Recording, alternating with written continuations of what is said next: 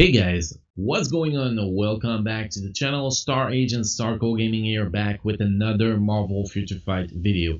Guys, make sure you check the description below the video for the link to our giveaways, and don't forget to show extra support to the channel by subscribing to the channel and dropping a like on this video. So guys, today we're gonna talk about Biosub character, paywall character, get 20 biometrics daily characters, not exchange characters. Guys, we're gonna keep those for another video. I really want to talk about the best characters for the regular Biosub. Now, how do you get the Biosub? It's pretty simple. You go in the store and buy the Get 20 Biometrics Daily Selector, and you're gonna be able to, for 30 days, to give 20 biometrics to one paywall characters of your choice. And that's pretty much how easy it is to actually get Biosub characters. Now, if you cannot afford it, well, you're screwed, because you're not going to be able to get much unless you're a new player and get that 6-star selectors for premium characters and get that 3 days that you get 20 biometric daily selector pretty much. So today we're going to cover the top 5 characters to get with those biometric selectors, either for new players, veterans, or people coming back to the game. It will cover really the top 5 characters you can get from this Biosub, guys. So buckle up and let's get started with that top 5 countdown, guys.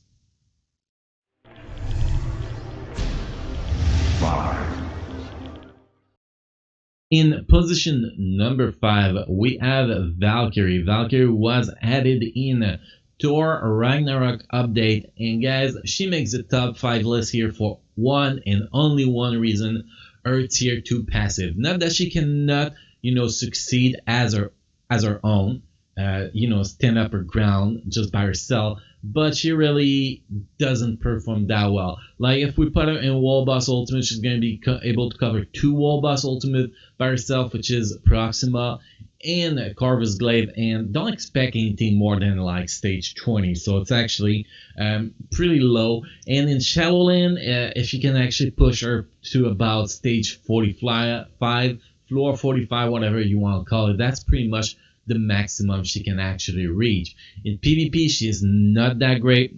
She's not one of the worst, but I will not even put her in the top 100 in PvP, in my opinion, in this game. But if we take a look at a tier 2 passive, that's really what makes her, what puts her in the top 5 position here. Shield Maiden of Asgard, applied to all allies. Decrease damage received from super villain type characters by 15%, and increase damage dealt to super villain type characters by 45%, and that's the only reason she's actually in the top 5, guys. This tier 2 passive makes her meta support for 2 game mode, Wall Boss Ultimate, that in anything in Wall Boss Ultimate. By the way, guys, if you just need a damage boost for your team, you put Valkyrie there as the same as you put Shuri, Ghost Panther, Coulson, and there's many more. Best support, because that 45% increased damage to super villain type characters. And in Alliance Battle Extreme, she's actually meta support for 2 days. Combat Hero, she's going to be the best support for whatever characters you decide to play there. And for Combat Female, she's literally the best support to put there if we do not include the leadership. So guys, position number 5, we have Valkyrie.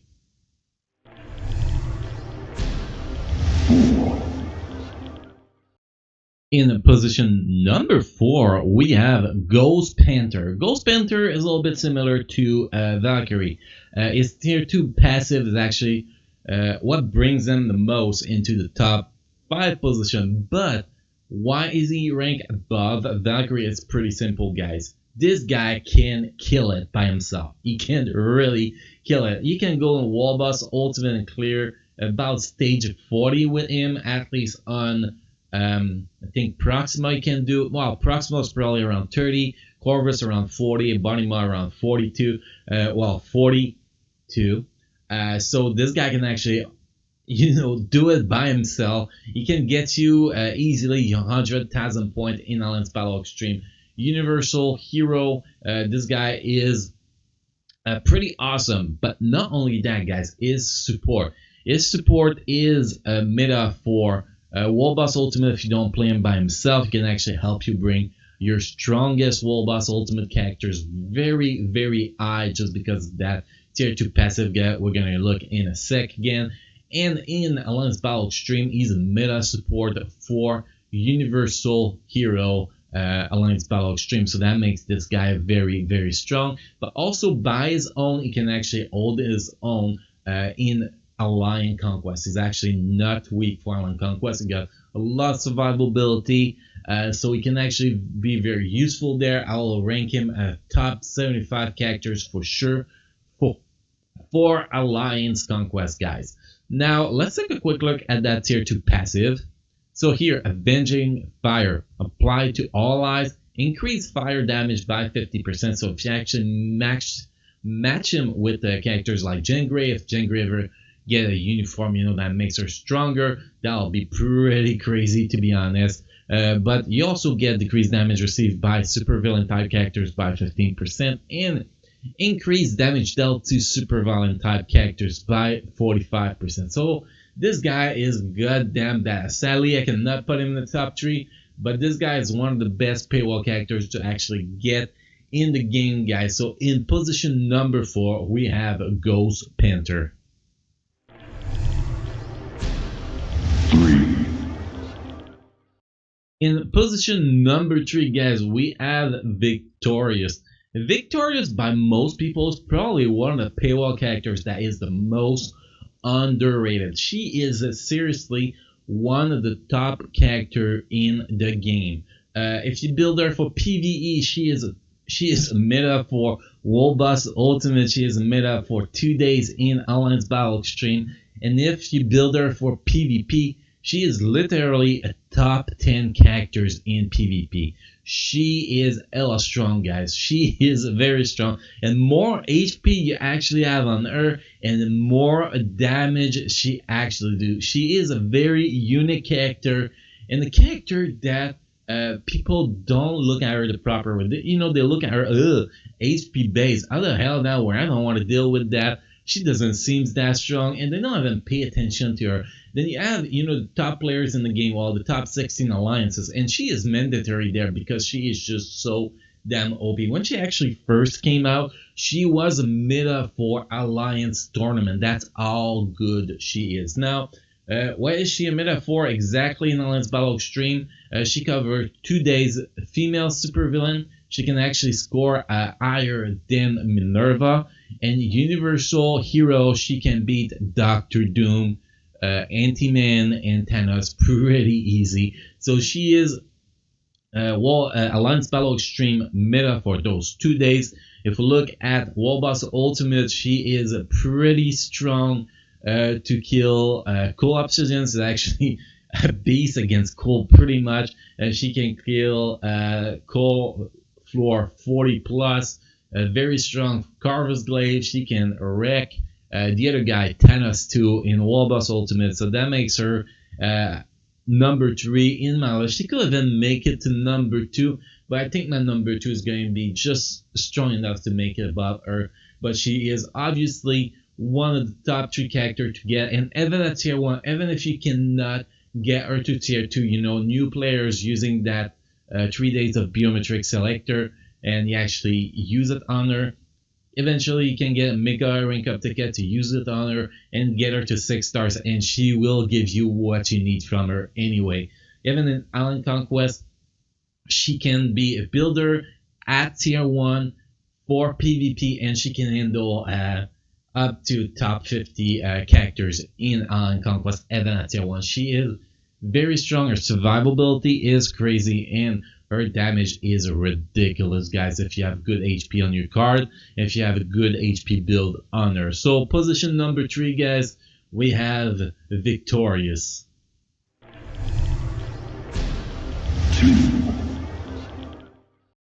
In position number 2, guys, we have our good old Nick Fury.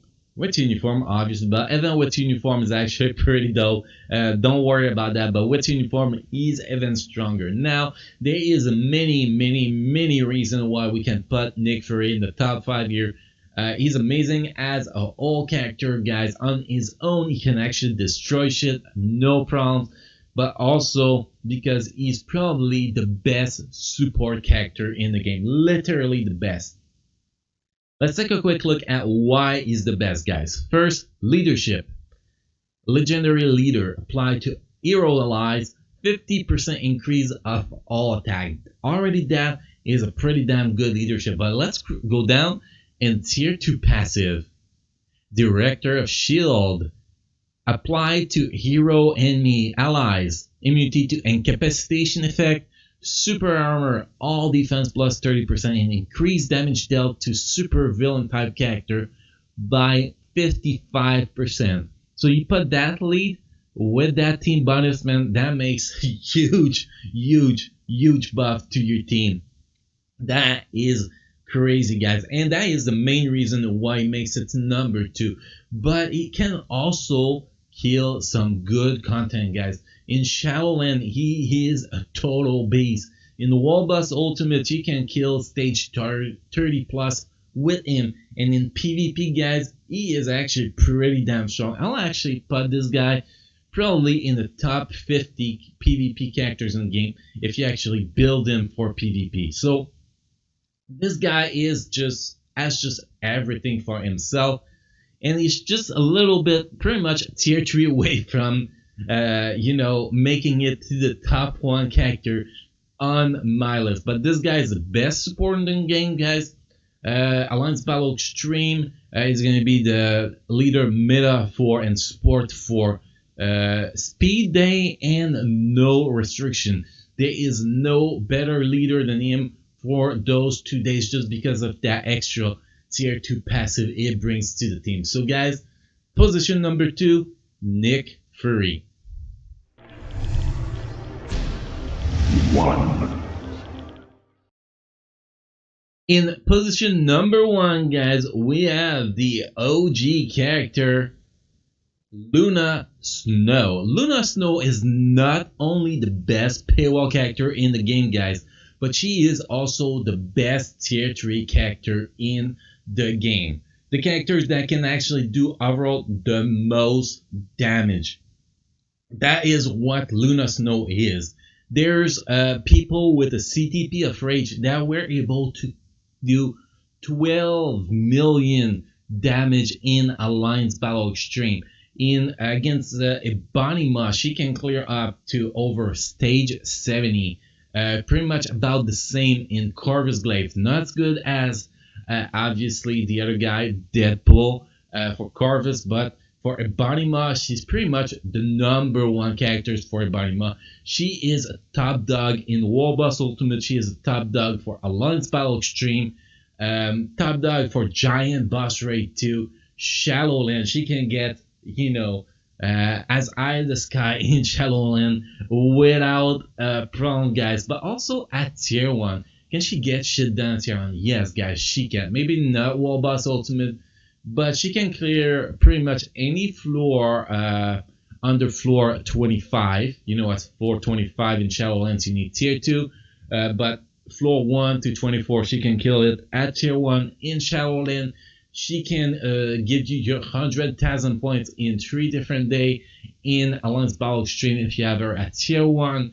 So she is just good, guys. And in PvP, in AC, I'll say she's probably a top 50. She's not one of the top characters for PvP, but she can obviously hold her own pretty damn good. But her real focus, guys, is PvE.